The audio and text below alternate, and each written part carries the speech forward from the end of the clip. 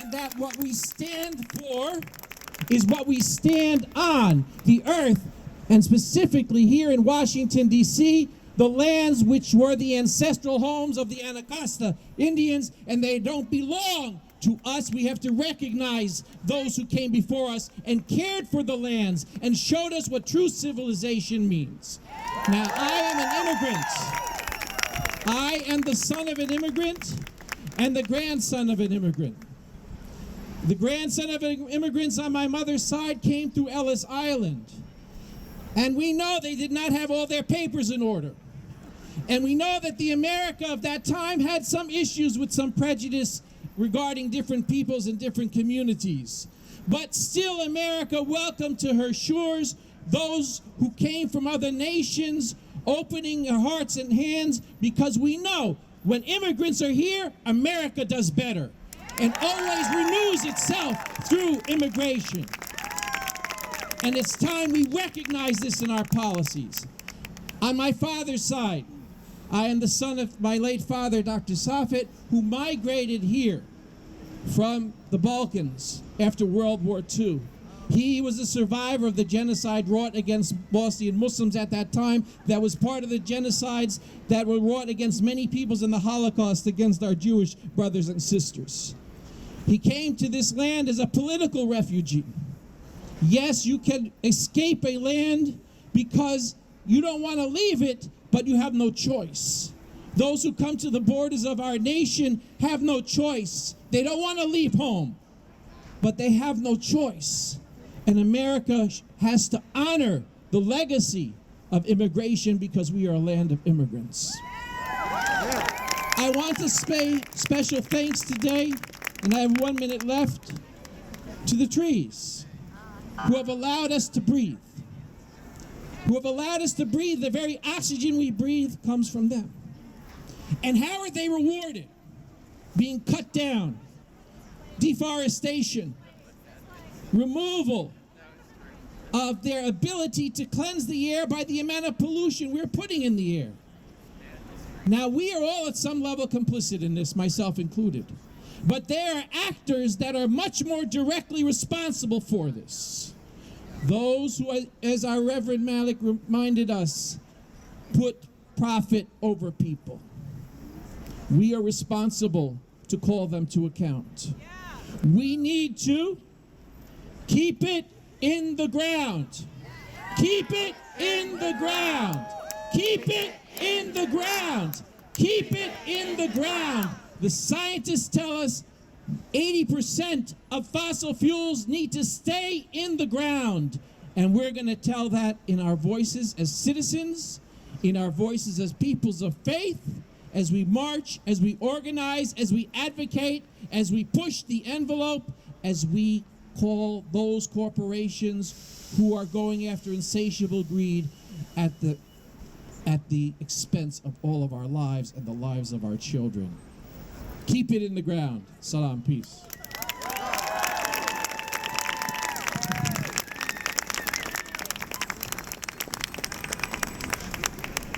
Hi. Okay, I'm here to introduce Reverend Noel Anderson. He is the grassroots coordinator for the World Church Service, where he has developed a national network of faith communities taking action in solidarity, immigrants, and refugees. Noel works to ensure that CWS is engaging faith communities in the growing sanctuary movement's prophetic resistance to deportation policies. He is ordained in the United Church of Christ and is the lead organizer for the UCC National Collaborative on Immigration. Please welcome him. Thanks. Let me start off by saying when our planet's under attack, what do? Stand up, fight back. When our planet's under attack, what do? Stand up, fight back. What do? Stand up, fight back. It is time for us to stop talking about this in future tense. It's not climate change, it's climate changed. The climate has changed already. This past July was the hottest ever recorded on the planet. We are now dangerously close to irreversible tipping points that will further disrupt the global weather systems forever. We have to call it what it is, a climate crisis. And it will displace millions of people worldwide, causing massive human suffering and vulnerability. And guess what? I think you all know this, but the most affected did not cause this. And as a faith-based organization, a humanitarian refugee resettlement organization, a church world service, we care just like you do about the children, about the women, about the migrants, about the refugees who will be disproportionately affected by the impacts of this climate crisis. People who endure hunger, poverty, marginalization, persecution, war, conflict, those who are discriminated because of their ethnicity, sexual or gender identity, or their race. These are the people that will be most affected.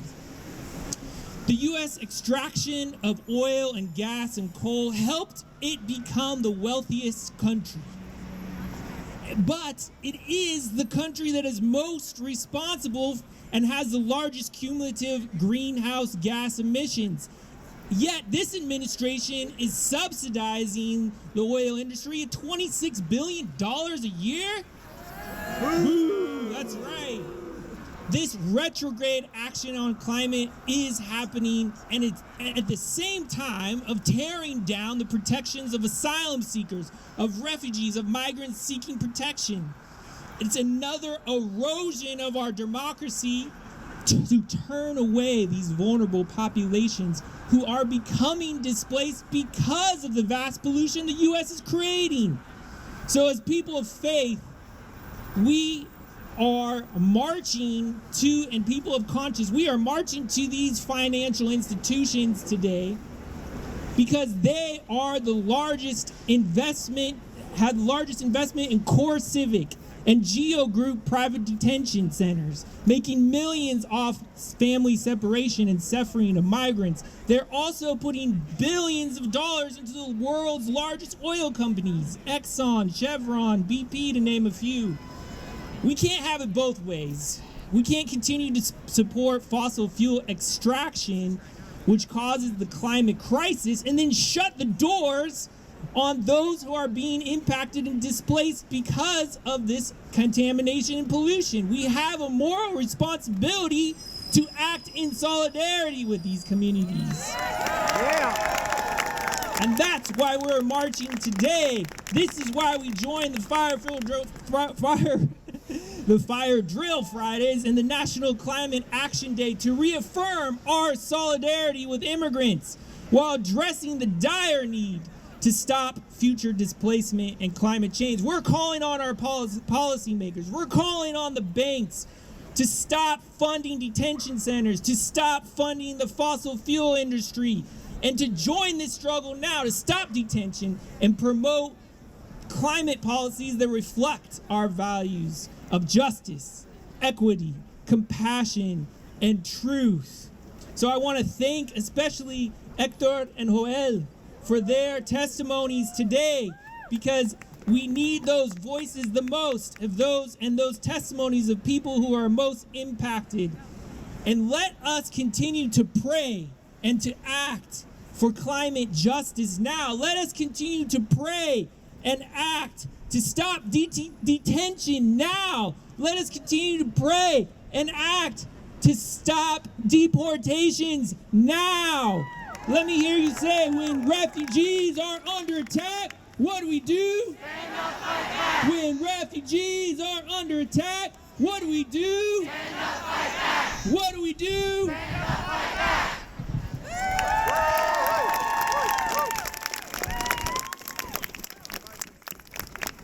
Hi, it's my pleasure now to introduce Susan Gunn, who's the director of the Mary Knoll Office of Global Concerns. Hello, my beautiful friends. You are beautiful. I love you. Thank you for coming. Thank you, Jane, for this invitation and bringing us here. My beautiful friends, we are here today because of the growing, overwhelming, heartbreaking cry of the earth and the cry of the poor. We hear it. We need the banks and the financial institutions that profit off of the immigrants' misery and the earth's destruction to hear it too. I speak on behalf of the Catholic faith leaders here today and those joining solidarity strikes across the country. In Omaha, Madison, St. Louis, Rochester, Providence. They include Sisters of Mercy, Franciscan Action Network, Sisters of the Good Shepherd, and my community, the Maryknoll Missioners, Catholic lay people, sisters, priests, and brothers who respond to a deeply spiritual call to follow the example of Christ and serve vulnerable people. And that includes climate refugees. We have Maryknoll missioners living and working with migrants, refugees, internally displaced people in South Sudan, Uganda, Iraq, Bangladesh, Thailand, Hong Kong, Haiti, Brazil, Guatemala, and on the southern border, just to name a few places. And here's what we know. Our world is heating up. The Earth is already 1 degree Celsius warmer since the 19th century. And global temperatures matter. We already see and feel the impacts of climate change, especially on the lives of our vulnerable sisters and brothers who are least able to respond to disruptions like drought and extreme storms, heat waves, fires. I want to tell you the story of one mother and her children from Honduras who were traveling on a massive migrant caravan to the U.S. border last April. And when she and the caravan passed through a small town in Guatemala where Maryknoll's Sister Dee Smith lives, Sister Dee was there to offer water and food. She saw that this mother looked so tired, and she said, "Are you okay? Come sit with me." And the mother immediately broke down in tears, exhausted. You see, one of her children uses a wheelchair. This mother was pushing her son's wheelchair from Honduras through Guatemala, across Mexico to reach the U.S. border. It's not hard to guess why. In Honduras, the entrenched poverty and the worst criminal violence in the world have long made life difficult. But also the fact that they have had drought in Honduras for the past 4 out of 5 years has forced this mother and many people to flee their homes and caravan north. Yes, global temperatures matter. And what about people? The World Bank says that climate change could create more than 200 million climate refugees by 2050. We need to do everything we can to keep warming below 1.5 degrees. We need the banks and financial institutions to stop funding and profiting from fossil fuel industries and delaying our shift from an economy based on fossil fuels to one based on efficient renewables. We need them to stop funding the inhumane and immoral for-profit immigration detention system. Amen. Together, my beautiful friends, we can lift our voices and fill the streets to make them hear us, to make them hear the cry of the earth and the cry of the poor. By being here together today, we are already making the shift to a more sustainable civilization. Thank you.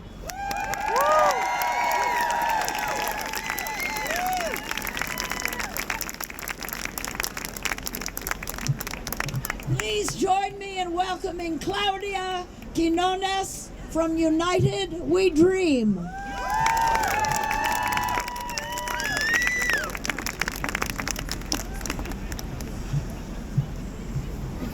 Hello, everyone. My name is Claudia Quinones. I am the DC, Maryland, Virginia organizer for United We Dream. I organize with immigrant youth and their families.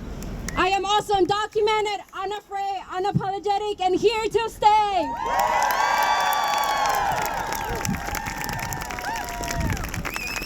Like many undocumented young people, I am concerned every day about the mass deportation system in this country and the climate crisis. Undocumented young people who have transnational experiences and intersectional identities understand the connection between immigration and climate change and how they affect their lives in everyone in our communities. We know that fracking, water pollution, mining, deforestation, oil and cement companies is the main reason why so many people migrate to the U.S.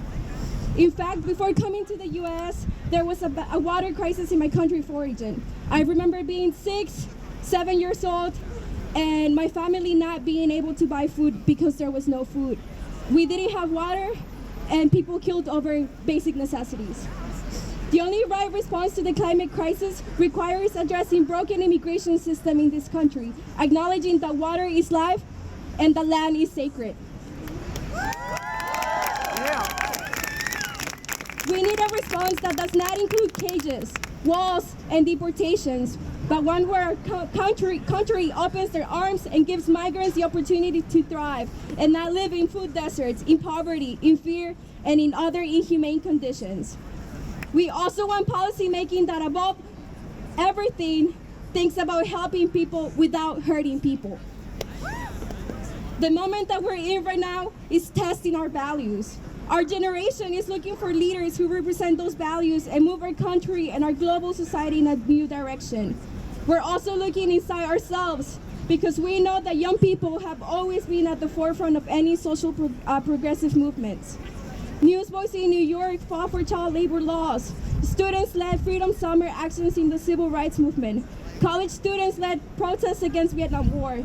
Immigrant youth have led on immigrant rights to deliver victories like DACA and ensuring that the District of Columbia truly becomes a sanctuary city. High schoolers have taken on the gun lobby. We do this because we know that we deserve better and we won't take anything less than dignity for an answer. We take up these issues because every generation that comes up can envision a better, more inclusive future. So now, if you can please repeat after me. It is our duty to fight for our freedom. It is our duty to fight for our freedom. It is our duty to win. It is our duty to win. We must love and protect one another. We must love and protect one another. We have nothing to lose but our chains. We have nothing to lose but our chains. It is our duty to fight for our freedom. It is our duty to fight for our freedom. It is our duty to win. It is our duty to win. We must love and protect one another. We must love and protect one another. We have nothing to lose but our chains. We have nothing to lose but our chains. Thank you.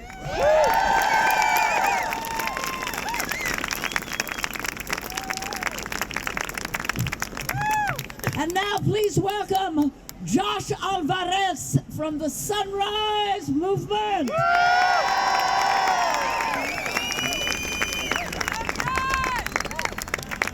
Good morning, everyone. Good morning. My name is Joshua Alvarez, and I'm a member of Sunrise DC. I want to share some of my story and why I'm here today. My father grew up in extreme poverty and started migrating to the U.S. at the age of 17 to work low-wage jobs to make a living for his 13 siblings in Mexico. 30 years ago, after meeting my mother, they left everything in Mexico and crossed the Rio Grande River in search for a better future for my sister and me. My sister and I were born in Dallas, Texas, in a working-class community of color comprised of immigrants. I feel fortunate enough to be here today to share where I come from. I went to school in West Dallas, in an area that has been deeply affected by pollution because of the big industries. Dallas is one of the most polluted metropolitan areas in the nation. Many of my friends developed asthma and other respiratory illnesses because of those industries. That's the reason why I'm here today, to fight on their behalf and to fight on behalf of my community. And it's the same reason why I chose to serve in the Peace Corps after I graduated college. From 2016 to 2018, I had the honor of serving in a Native community in the western part of Costa Rica called Matambu, where I worked with Native and indigenous leaders. This is where I saw firsthand the impact that the climate crisis is having on a global scale. My friend Marvin would share with me how he no longer wanted to live in Matambu because there were no work opportunities there. Because of the traditional jobs like harvesting rice and corn did not pay enough. I noticed that the impacts of the climate crisis weren't just affecting Marvin. Throughout the 2 years that I was there, many of the community members would share with me how the crops were no longer producing the same yields due to unpredictable weather patterns. This caused many of them to have to rely on alternative work opportunities, having to migrate to the nation's capital, and some would share with me their desire to come to the U.S., just like the many migrants and climate refugees from Central America who are currently being held in concentration camps in our border. Let us acknowledge that the climate crisis is an intersectional issue that ties together racial, native, migrant, and economic justice. In the words of Audre Lorde, there is no such thing as a single issue struggle because we do not live single issue lives. When I hear the stories and I look at the children currently being held in ISIS detention centers, I struggle with trauma and anxiety because of that fear. And I hold that same fear because as a child, I would think that the government would one day separate me from my family, friends, and my community. Today, as we come together and form coalitions to grow our movements for justice, let us acknowledge that the immigration system that is corrupt and evil at the core cannot be reformed. An abusive agency like ICE needs to be abolished, defunded, and dismantled. And the same goes for large, too big to fail financial institutions. We can no longer rely on them to do what is right. We must transform our economy into one that is publicly owned with cooperatives. Today, we must not only hold JP Morgan Chase, Wells Fargo, and BlackRock accountable for funding the fossil fuel industry who are causing the climate crisis, but we must also hold them accountable for profiting from the trauma and abuse of child migrants and refugees in for-profit prisons. We must demand that JP Morgan Chase, Wells Fargo, and BlackRock divest from both the fossil fuel industry and for-profit prisons. We should also begin to follow the example of countries like Costa Rica, which have been successfully running on renewable energy throughout the past few years, relying solely on their natural resources. If they can do it, so can we. We can become a model for the world on how a large nation can transition into a 100% publicly owned renewable energy. And we can do so by learning from countries that are ahead of us and listening to native leaders who have always been protective of Mother Nature and hold transformative wisdom. Thank you.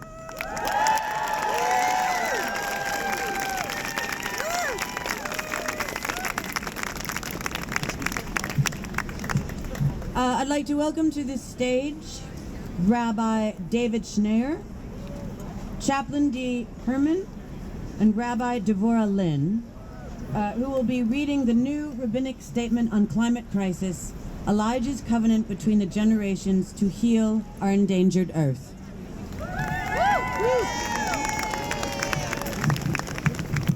Shalom Aleichem, Salam Alaikum, peace, welcome everyone. Can you hear in the back? Yes. Can you hear? After me, can you hear? Yes! Say, can you hear? Can you hear? To the White House. Can you hear? To the Congress. Can you hear? Once again. Can you hear? One more time. Can you hear? I hope they hear. This statement it was composed, written by Rabbi Arthur Waskow from the Shalom Center in Philadelphia.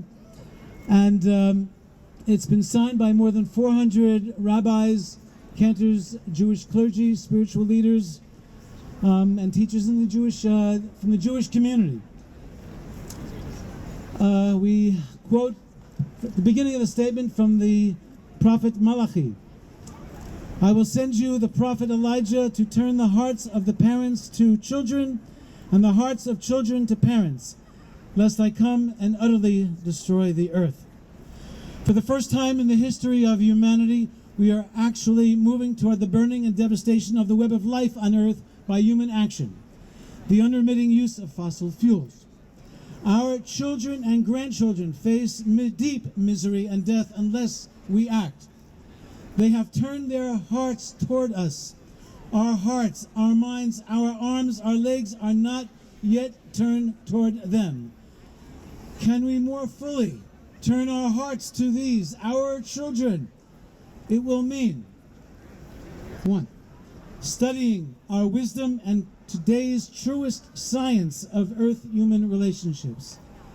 2, lifting up old prayers and old rituals and new that celebrate Earth, welcoming refugees who have fled the storms, floods, and famines that beset their homes because of global scorching, urging our banks and our politicians to move our money, protect our Earth, move away from investments and subsidies of carbon corporations, and protect by investing in renewable wind and solar energy. Persuading ourselves and our congregations and communities to move our own money, create solar energy co-ops, establish carpools to lessen reliance on gas, and adopt additional modes of kashrut to include foods and energy sources that heal, not harm our planet. Join our young people in urging our governments to legislate a swift and massive program that intertwines ecological sanity and social justice as they were intertwined in the biblical practice of Shemitah, the sabbatical 7th year from Leviticus 25. Shaping all these efforts as expression of joyful community and not fearful drudgery.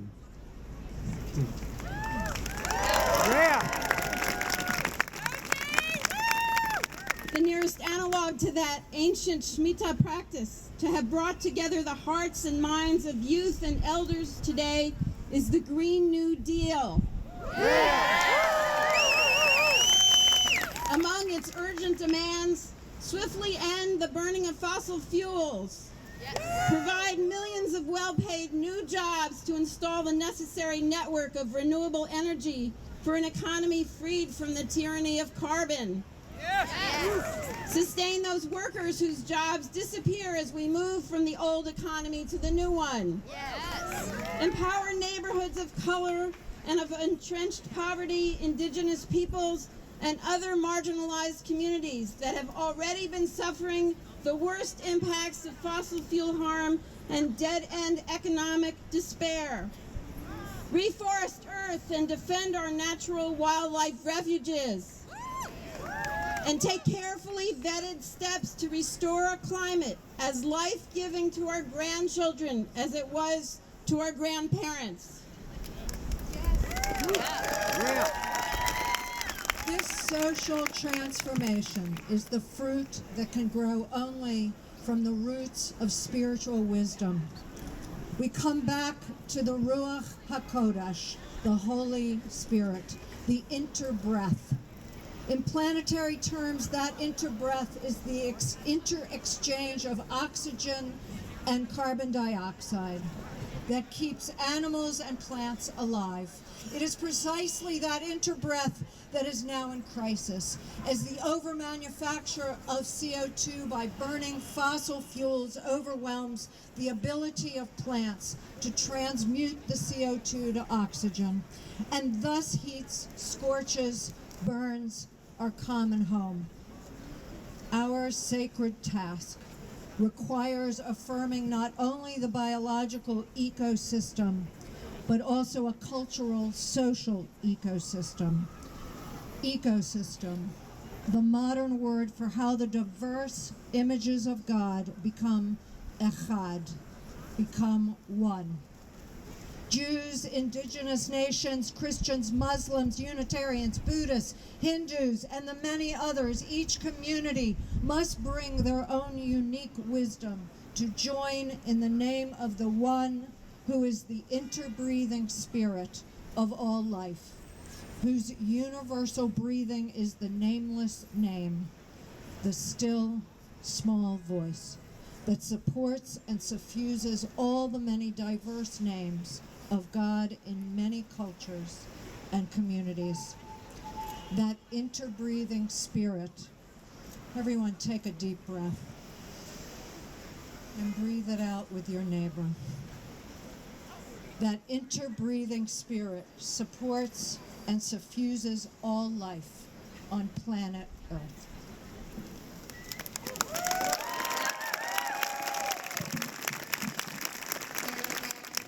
In ancient times and throughout history, we've used the ram's horn, the shofar, to get our attention, warning, and also it's a sound of liberation. So first we're going to an awakening. Thank you, awakening.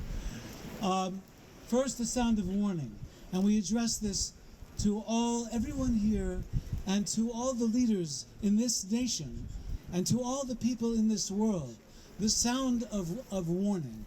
And then be followed by a sound of hope and liberation.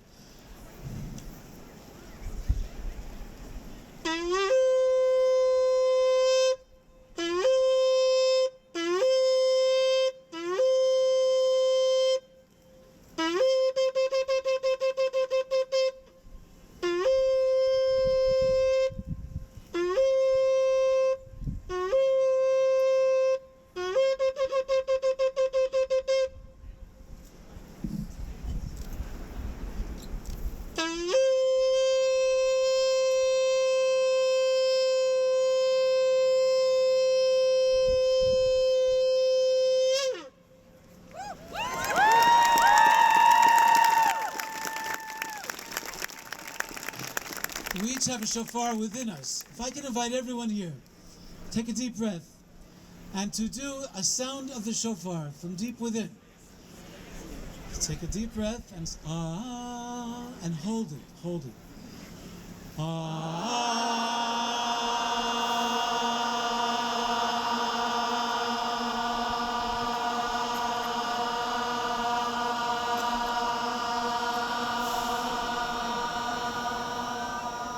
Chazak, chazak, be strong, and let us strengthen each other.